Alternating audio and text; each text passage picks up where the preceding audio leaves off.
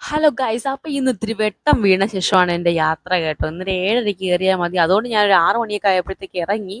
7:00 മണി എത്തുന്നുള്ള പ്രതീക്ഷ ഈ കല്ലമ്പലത്ത് നിന്നപ്പോൾ ഭയങ്കരമായ തിരക്ക്. അപ്പോൾ എനിക്കറിയാം ഇനി വരുന്ന ബസ്സിൽ നല്ല തിരക്കായിരിക്കും. അങ്ങനെ ഞാൻ ബുദ്ധിപൂർവ്വം ആദ്യം വന്ന ബസ്സിൽ കയറിയില്ല കേട്ടോ, സമയമുണ്ടായിരുന്നു. അപ്പോൾ രണ്ടാം വന്ന ബസ്സിൽ നല്ല തിരക്കായിരുന്നു. പക്ഷേ ആറ്റിങ്ങി ഇറങ്ങുന്ന ഒരു ആൻറ്റി സൈഡ് സീറ്റോടെ ഇരിക്കുന്നത് ഞാൻ കണ്ടു. അവിടെ തന്നെ താറത്താറ് നിന്ന് അവർ ഭാഗ്യത്തിന് ആറ്റിങ്ങി ഇറങ്ങിയോണ്ട് എനിക്ക് അവിടെ സീറ്റും കിട്ടി.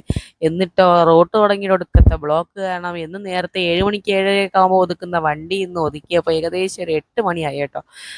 പാപി ചെല്ലണ പാതാളം എന്ന് പറഞ്ഞ കണക്ക് ബസ്സും കിട്ടി. അതിനകത്ത് കയറി ഇരുന്നപ്പോൾ ഒരു 8 മണിയായപ്പോൾ 8:15 ബസ് കയറിയതാ കാര്യവട്ടം മുതൽ അങ്ങോട്ട് നോക്കുമ്പോൾ ഫുള്ള് ബ്ലോക്ക്. എന്താ കാര്യം, കിഴക്കോട്ടത്തൊരു അമ്പലത്തിലെ ഉത്സവം നടക്കുകയാണ് കേട്ടോ. അപ്പോൾ അല്ലെന്നുണ്ടെങ്കിൽ ഒരു 8:20 പോയ പോക്കിൽ ഈ നല്ല സൂപ്പറായിട്ട് പോയിക്കൊണ്ടിരിക്കുകയാണ് കേട്ടോ. നമ്മളെ ഡ്രൈവറെ വെച്ചേട്ടൻ പറപ്പിച്ചങ്ങ് എത്തി. ഏകദേശം ഒരു 9 9:15 ആകുമ്പോഴത്തേക്ക് ഞാൻ ആ കല്ലമ്പലം എത്തിയിരുന്നു. പക്ഷേ ഇവിടെ എത്തി ആ ഒരു കിടപ്പ് തുടങ്ങിയിട്ട് അങ്ങോട്ടും ഇങ്ങോട്ടും വണ്ടി അനങ്ങുന്നുണ്ട് ഗൈസ്. എത്ര മണിക്കൂർ, ഏകദേശം ഒരു അര മണിക്കൂർ അല്ലെങ്കിൽ 1 മണിക്കൂർ അടുപ്പിച്ച് അവിടെ തന്നെ അങ്ങ് പോയി കേട്ടോ.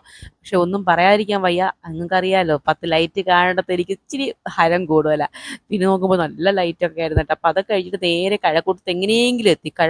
ഇത് കഴക്കൂട്ടാണോ എന്നുള്ളൊരു ചിന്തയിലാണ് ഞാൻ. കാരണം അത്രയ്ക്ക് തിരക്ക്, ഒരു മുട്ടുസൂചി വീണാൽ പോലും കണ്ടുപിടിക്കാൻ പറ്റാത്ത രീതിയിൽ തിരക്ക്. അത് കഴിഞ്ഞാൽ നമ്മൾ ചെക്കൻ പറപ്പിച്ച് ആറ്റിങ്ങി എത്തിയിട്ടുണ്ട് കേട്ടോ. എന്തായാലും ഏകദേശം ഒരു 10 മണി അടുപ്പിച്ചായപ്പോഴത്തേക്ക് 10 മണി കഴിഞ്ഞു. 10:15 ആറ്റിങ്ങി എത്തി. 10:20 കഴിഞ്ഞപ്പോൾ ഞാൻ കല്ലമ്പലം എത്തിയപ്പോൾ എൻ്റെ ചേട്ടൻ പോലും വന്നില്ല.